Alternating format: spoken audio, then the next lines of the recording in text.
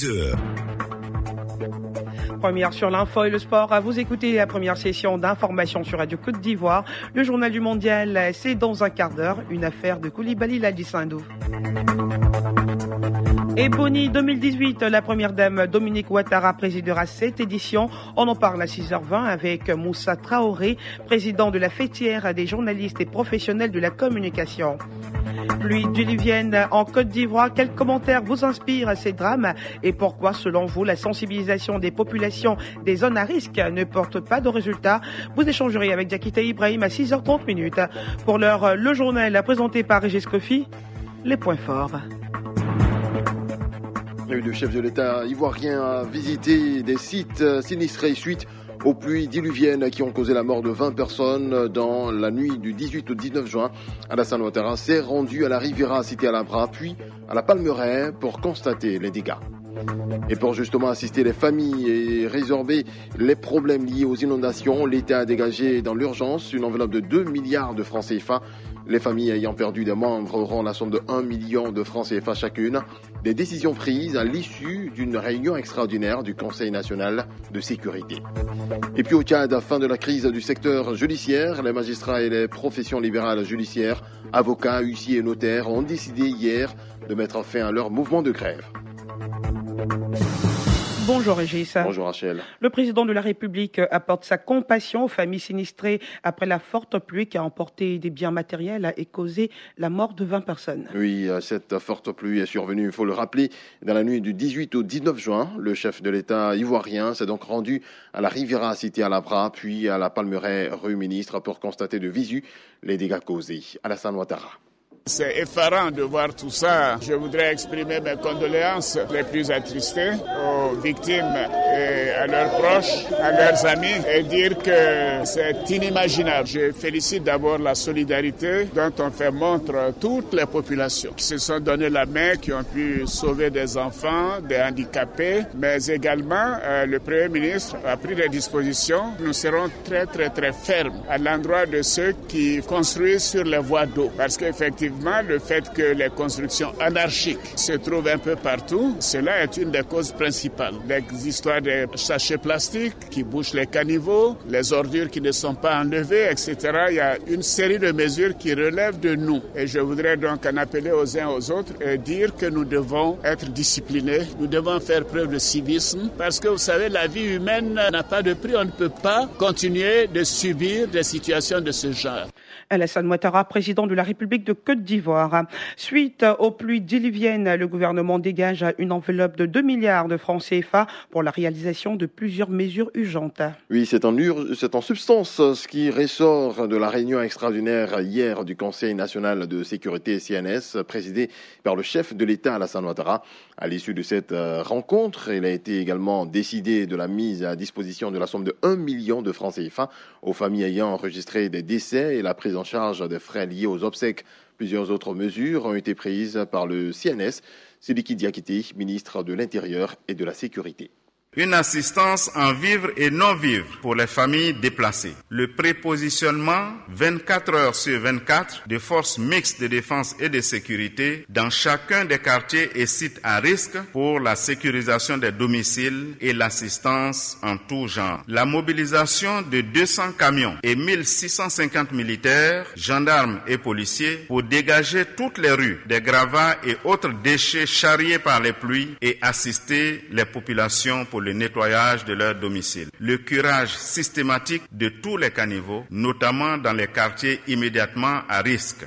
Après les morts et les nombreux dégâts matériels, l'on s'organise pour soutenir les sinistrés. 136 familles ont été enregistrées. C'est le cas dans la commune de Cocody, où des bénévoles et autres ONG ont répondu à l'appel à l'élan de solidarité lancé par les autorités. Ange Kouadio.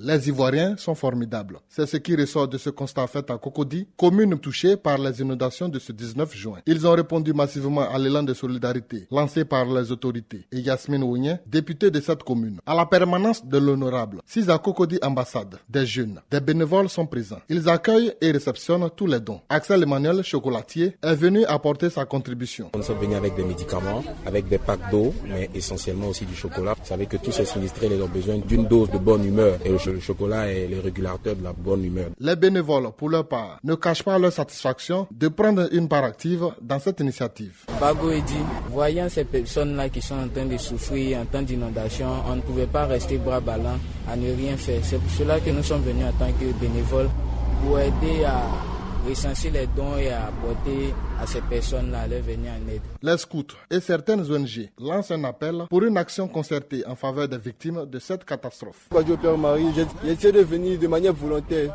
C'est mon engagement de scout qui m'a permis de venir aider les autres. Il faut que tous les enfants soient solidaires. Marie et Mylène, on essaie d'être ici, on essaie d'aider au mieux qu'on peut. Par exemple, moi je suis à l'enregistrement, donc je m'occupe d'enregistrer tous les dons qui arrivent et pouvoir reconnaître tout ce qui vient en classe. Et ensuite, il y a les équipes qui vont relayer dans les zones sinistrées. On a besoin de bénévoles, on a besoin de personnes, on a besoin de gens qui vont venir nous aider, on a besoin de citoyens, parce que voilà, c'est d'autres citoyens qui sont aujourd'hui dans le besoin. Les pluies diluviennes qui se sont abattues le 19 juin dernier ont fait 20 morts, dont 18 à Abidjan. Et selon un communiqué de l'Office national de la protection civile, la cellule orageuse devrait se déplacer sur le centre, l'ouest et le sud-ouest du pays. Des vents forts, des rafales et de fortes pluies toucheront la région de Bouaké, l'ouest, puis évolueront vers les régions du sud-ouest. L'Office national de la protection civile invite donc les populations à plus de vigilance. Quelques numéros à contacter en cas d'urgence, 180 01 80 13 28 ou le 22 47 87 03. Vous écoutez le journal sur Radio Côte d'Ivoire, numéro 1 sur l'info et le sport. Il existe en Afrique un forum des inspections générales d'État. Ce forum tiendra ici à Abidjan aujourd'hui et demain la 8e réunion de son comité directeur sous le thème « Quelle inspection générale d'État pour la promotion de la bonne gouvernance en Afrique ?» Avant l'ouverture, l'inspecteur général d'État de Côte d'Ivoire donne des précisions sur le rôle d'une inspection générale d'État. Théophile Awandoli. Une inspection, c'est vraiment pour contrôler, s'assurer que les administrations fonctionnent bien, mais surtout s'assurer que chaque 5 francs du budget est utilisé comme il le faut. C'est absolument une nécessité, la bonne gouvernance. Vous voyez que la Banque mondiale fait souvent des rapports et dit que, à cause de mauvaise gouvernance dans certains pays, c'est vraiment des milliards et des milliards qui sont perdus par l'État, etc. Je crois que c'est l'essence même de la bonne gouvernance à ce niveau. Cette bonne gouvernance fait partie du développement. Parce que s'il y a une déperdition des ressources que l'État met, à ce niveau, il y aura également moins d'investissement, moins d'un certain nombre de choses que l'État peut mettre à la disposition des populations. La première phase du partenariat rénové pour la recherche au service du développement de la Côte d'Ivoire, PREZEDSI, est jugée satisfaisante. C'est un partenariat né du programme d'appui à la modernisation et à la réforme des universités et grandes écoles. Il a vu la mise en œuvre de 10 projets dans la santé, l'innovation et la valorisation économique. La restitution des travaux financés par la Côte d'Ivoire dans le cadre du C2D a été faite, nous dit Diakité Ibrahim. Les projets ont permis de redynamiser les partenariats de recherche et de coopération entre la Côte d'Ivoire et la France.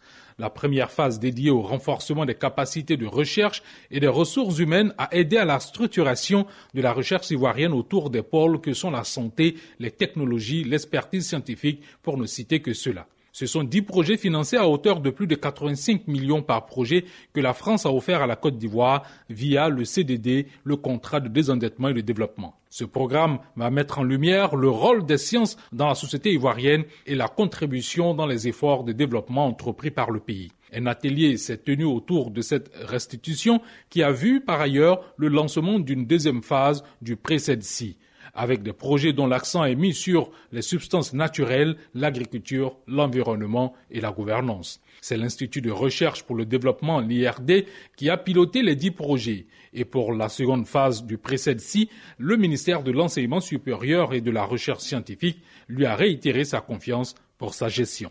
Enseignement supérieur, recherche scientifique et innovation en Côte d'Ivoire, défis, vision et perspectives. C'est sur ce thème que s'est prononcée la ministre de l'Enseignement supérieur, invitée des grandes rencontres du CESEC, la plateforme d'échange et de partage d'expériences du Conseil économique, social, environnemental et culturel. Le compte-rendu de Denise de la Fafiette.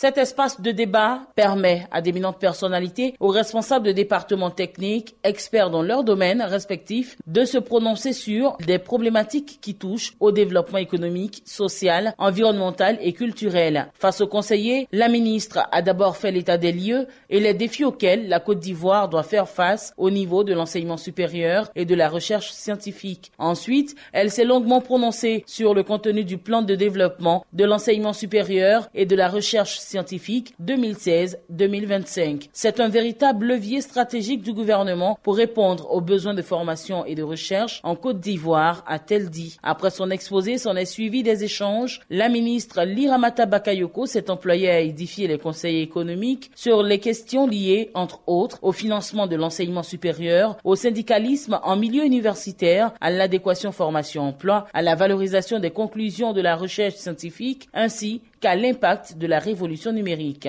Le président du Conseil économique, Charles Dibi Kofi, s'est dit satisfait de cette rencontre d'échange et entend enrichir les travaux des conseillers avec la contribution régulière de personnalités de haut niveau sur les thématiques choisies dans le cadre des grandes rencontres du CESEC, bien entendu, afin de mieux formuler des avis pertinents, faciles à mettre en œuvre et à impact immédiat sur les populations ivoiriennes. Un mot de politique à présent. Une délégation du Rassemblement des Républicains a rencontré cette semaine les militants de base des différents partis, membres du RHDP du Kabadougou. 2 points à l'ordre du jour: mobilisation des nouveaux majeurs à s'inscrire sur la liste électorale et sensibilisation des militants sur la nécessité de la création du parti unifié. Gaussou Touré, vice-président du RDR, chargé des régions du Kabadougou et du Folon, chef de la délégation. Il n'y a pas de développement sans paix et la paix est une seconde religion pour la Côte d'Ivoire. Ce sont ces vertus importantes que nos chefs développent aujourd'hui avec le RHDP. Il faut que nous continuions ce travail pour atteindre le véritable développement. Et c'est pour cela que nous devons tous tout mettre en œuvre pour que le parti unifié puisse voir le jour. Ceci dit, le deuxième point important concerne la révision de la liste électorale. La révision de la liste électorale va durer seulement 1 semaine, 7 jours. Quels sont ceux qui doivent être inscrits sur la liste électorale? Il s'agit d'abord des nouveaux majeurs. Donc il faut que nous fassions tout pour que le maximum de ces personnes soient sur la nouvelle liste électorale. Dans le reste de l'actualité au Tchad, c'est la fin de la crise qui paralyse le secteur judiciaire depuis un mois.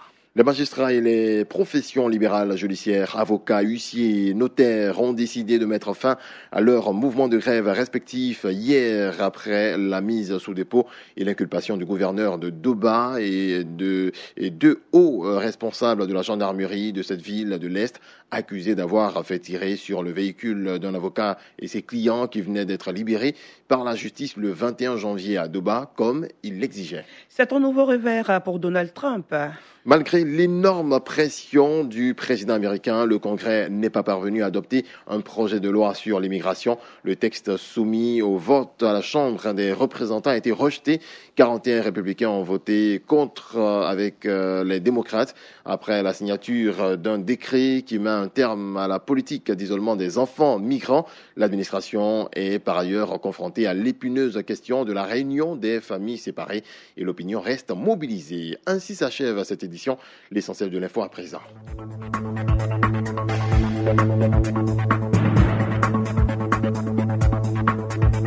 Le chef de l'État a visité des sites sinistrés suite aux pluies diluviennes qui ont causé la mort de 20 personnes dans la nuit du 18 au 19 juin.